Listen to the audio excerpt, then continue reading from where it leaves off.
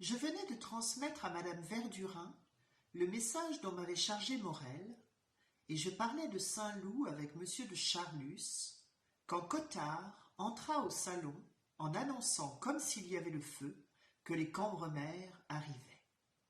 Madame Verdurin, pour ne pas avoir l'air vis-à-vis de nouveau comme monsieur de Charlus, que Cottard n'avait pas vu, et comme moi, d'attacher tant d'importance à l'arrivée des Cambremer, ne bougea pas, ne répondit pas à l'annonce de cette nouvelle, et se contenta de dire au docteur, en s'éventant, avec grâce et du même ton factice qu'une marquise du théâtre-français, « Le baron nous disait justement… » C'en était trop pour Cottard, moins vivement qu'il n'eût fait autrefois, car l'étude et les hautes situations avaient ralenti son débit, mais avec cette émotion tout de même qu'il retrouvait chez les Verdurin. « Un baron ? Où ça un baron ? Où ça un baron ?» s'écria-t-il en le cherchant des yeux avec un étonnement qui frisait l'incrédulité. Madame Verdurin, avec l'indifférence affectée d'une maîtresse de maison à qui un domestique vient devant les invités de casser un verre de prix, et avec l'intonation artificielle et surélevée d'un premier prix du conservatoire, jouant du Dumas fils, répondit en désignant avec son éventail le protecteur de Morel. « Mais le baron de Charlus, à qui je vais vous nommer, monsieur le professeur Cottard. » Il ne déplaisait d'ailleurs pas à madame Verdurin d'avoir l'occasion de jouer à la dame. Monsieur de Charlus tendit 2 doigts que le professeur serra, avec le sourire bénévole d'un prince de la science. Mais il s'arrêta net en voyant entrer les Cambremer, tandis que monsieur de Charlus m'entraînait dans un coin pour me dire un mot, non sans palper mes muscles, ce qui est une manière allemande.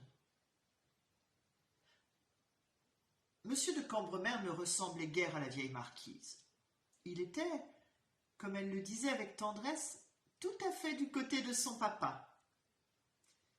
Pour qui n'avait entendu que parler de lui, ou même de l'être de lui, vive et convenablement tournée, son physique étonnait.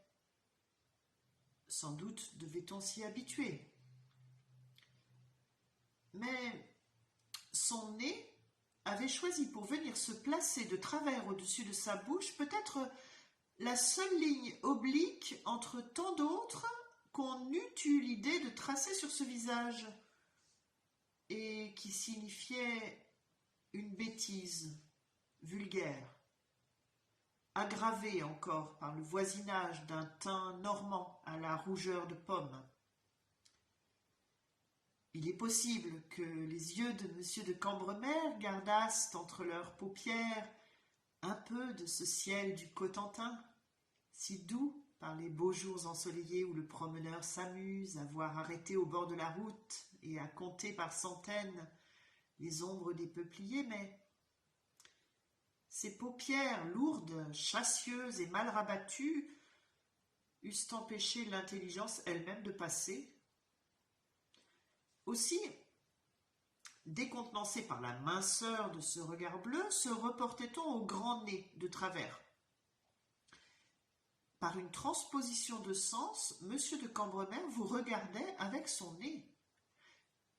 Ce nez de monsieur de Cambremer n'était pas laid, plutôt un peu trop beau, trop fort, trop fier de son importance, busqué, astiqué, luisant, flambant neuf, il était tout disposé à compenser l'insuffisance spirituelle du regard. Malheureusement, si les yeux sont quelquefois l'organe où se révèle l'intelligence, le nez, quelle que soit d'ailleurs l'intime solidarité et la répercussion insoupçonnée des traits les uns sur les autres, le nez est généralement l'organe où s'étale le plus aisément la bêtise.